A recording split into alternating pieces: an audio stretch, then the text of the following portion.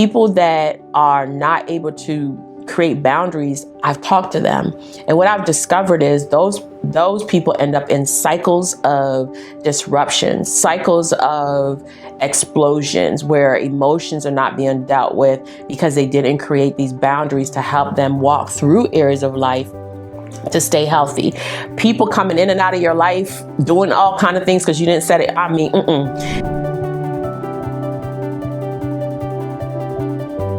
Welcome.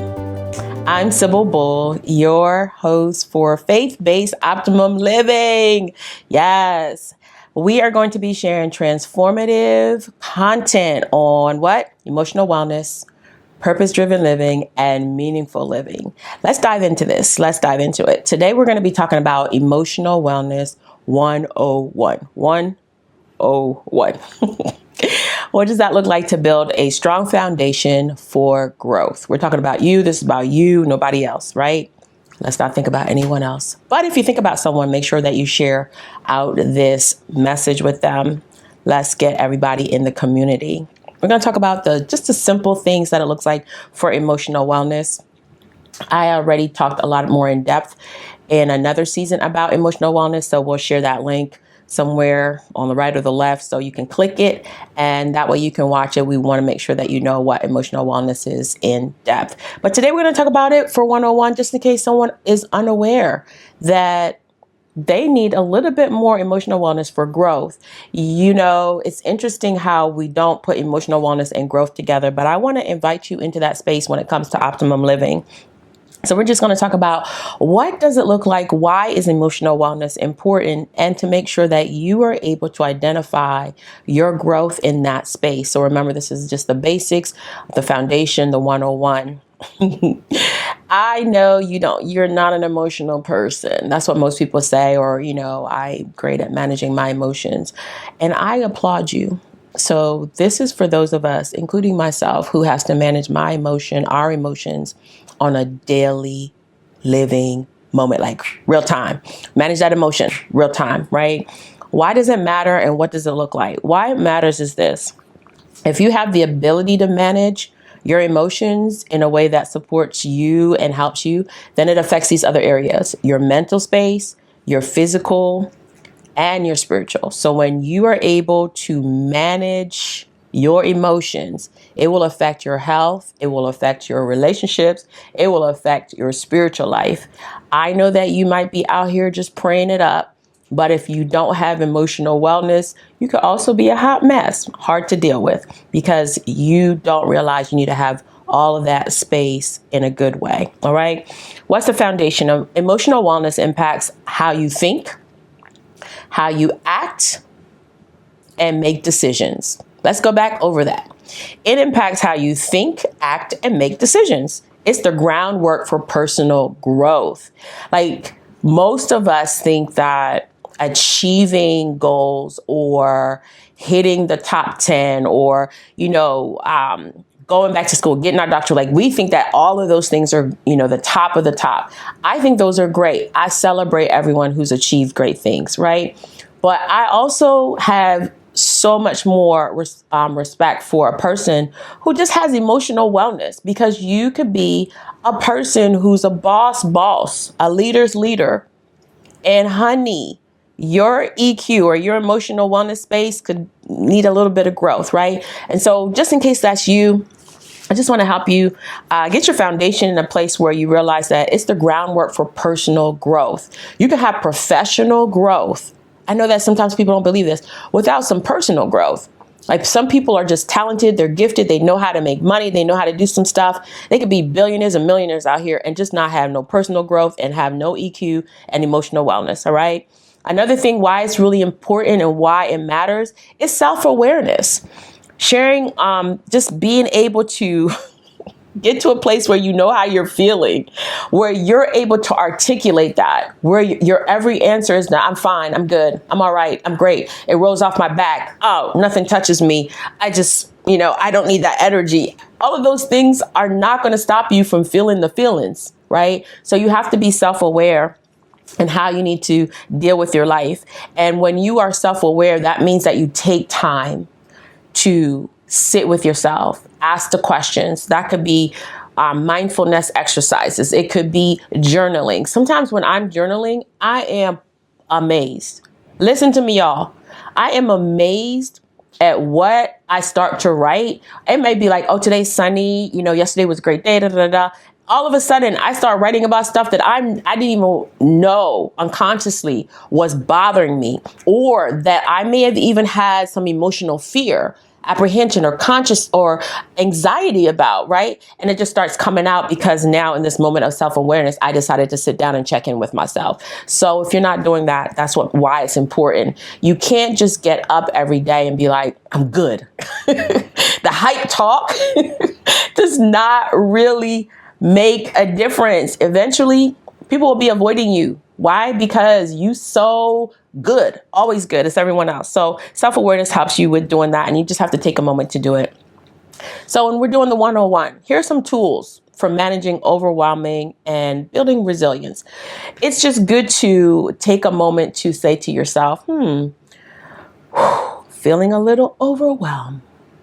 After I have listened to my top 5 or 3 music, or watched a movie, or talked to my people, what do I do now? I'm going to tell you some real time things that I've had to do that has saved my life, and also kept my blood pressure down.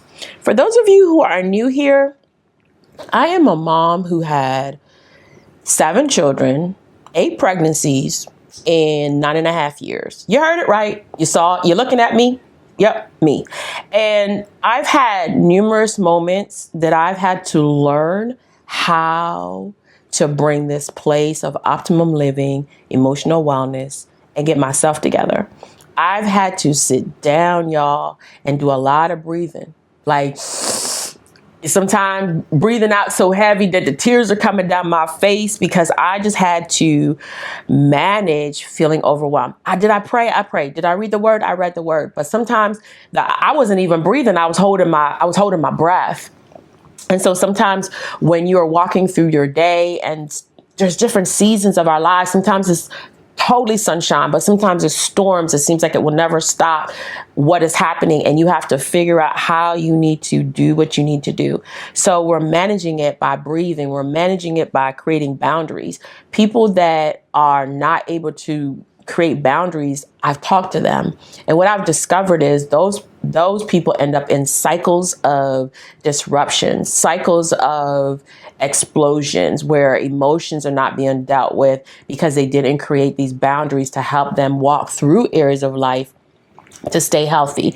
People coming in and out of your life doing all kind of things because you didn't set it. Schedule regular downtime. Here's just another tool. Downtime. What is downtime? I know somebody saying downtime. I don't have time for downtime. Honey, you will end up with downtime at the doctor's office if you're not careful, right? I'm not trying to scare you. I'm just being real. We're talking about emotional wellness, managing when you're feeling overwhelmed, and building resilience. I wasn't able to be in ministry at the age of 21, have my first child at the age of 21, 22, 23, 24, 25, 26, 27, 28, 29, having kids and doing the life that I was doing if I didn't learn some of these things. You have to take the moment to have downtime. Now, if you're a mom and you're listening, some of my downtime, was me hiding in the bathroom, locking the door, not, turning off the light and just sitting in there for a moment, nobody calling my name. Sometimes downtime was, sitting in the car, whatever I had to do for a few minutes. But whatever you have to do, you have to make it an urgent thing so you can have some downtime. Now, my children are grown, and I could have downtime without any interruption. But I had to start figuring out how to have downtime when everybody was home, when things were really demanding. Another thing you have to do when you're building resilience is you got to cultivate resilience in a way that you start being in a place where you practice gratitude. I know when we think about resilience, we think about, I'm a warrior, I'm a fighter. But also when you're a fighter, there are moments where you start to manage your emotion. And I just had this incredible right now moment that happened about 48 hours ago. About 48 hours ago, I felt overwhelmed. I was walking through some emotional spaces. I kept saying, what am I feeling? What is going on? What is this? Right? Because there's some grief. There's some joy, there's some disappointments and all these other things that I have to deal with. And I was just like, what is happening? So in that moment, I was saying to God, like, God, I don't know what this is. And I heard this song that's kept coming up in my soul, coming up in my mind, coming up in my heart.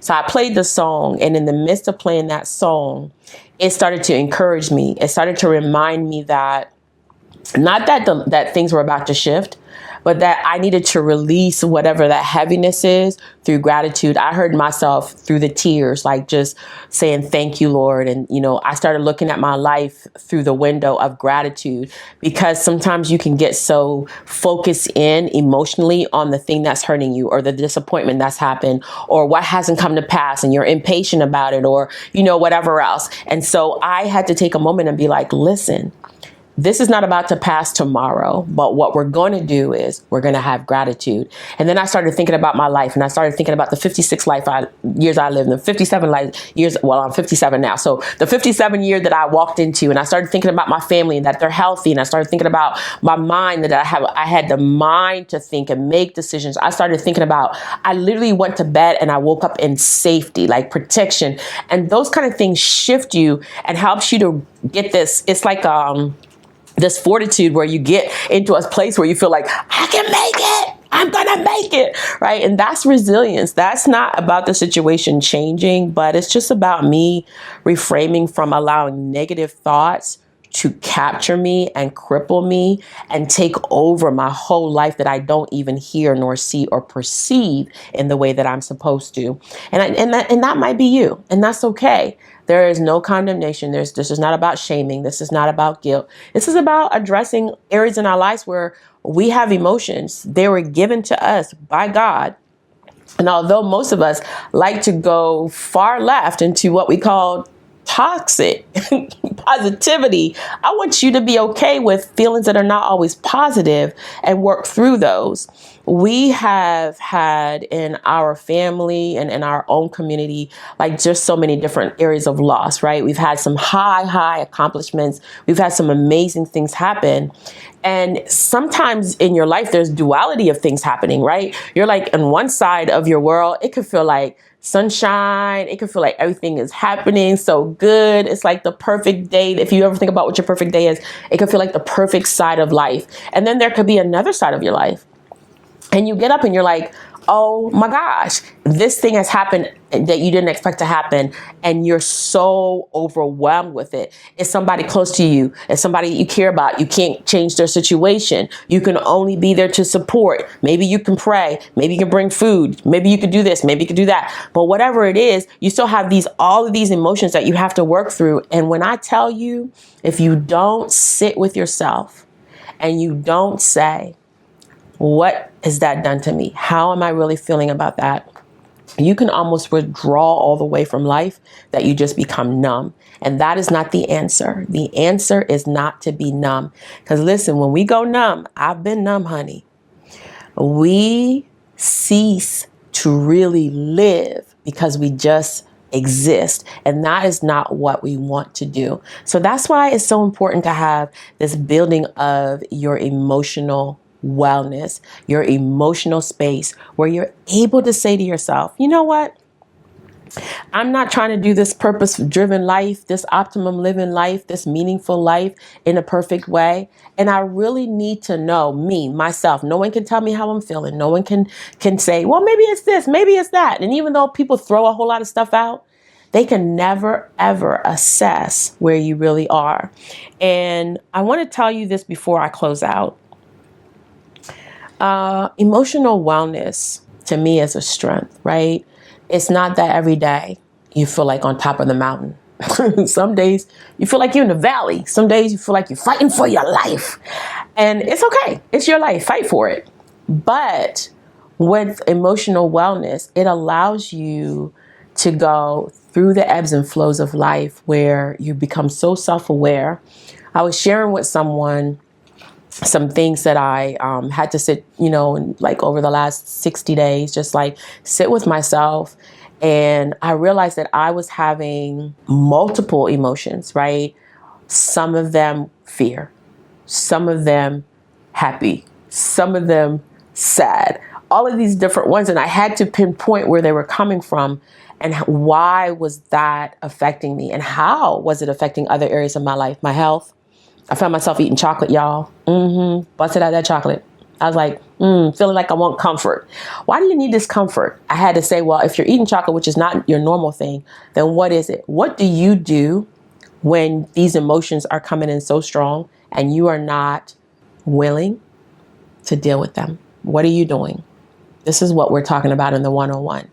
Taking the time to assess. Have you stopped exercising? Are you staying up at night?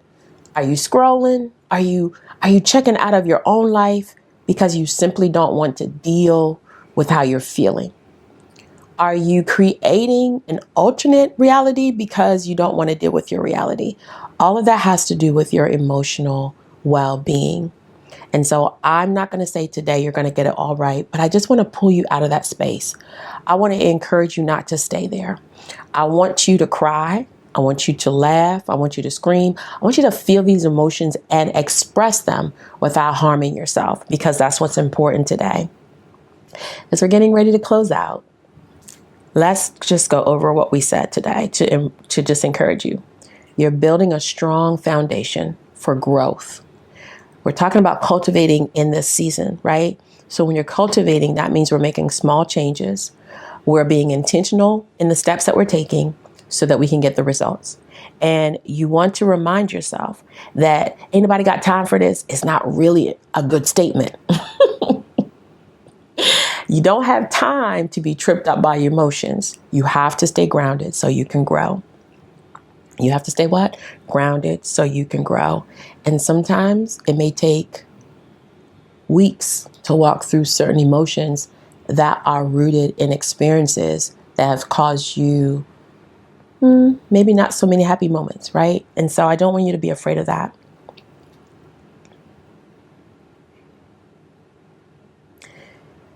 I just need us to pause, because I know when we talk about emotions, it gets heavy, y'all. It gets heavy. So this is what I want you to do. I want you to be good to yourself. I want you to think about yourself. And I want you to invest in your life. Invest in your emotional foundation. It is about giving yourself the space to grow with intention. Take a moment to reflect on one area of your emotional health that might need more attention. Remember, small steps lead to big changes. We're talking about cultivating. If today's episode resonated with you, subscribe and leave a review, a comment, and share it out. Don't forget to do that, right? So others can also find the show.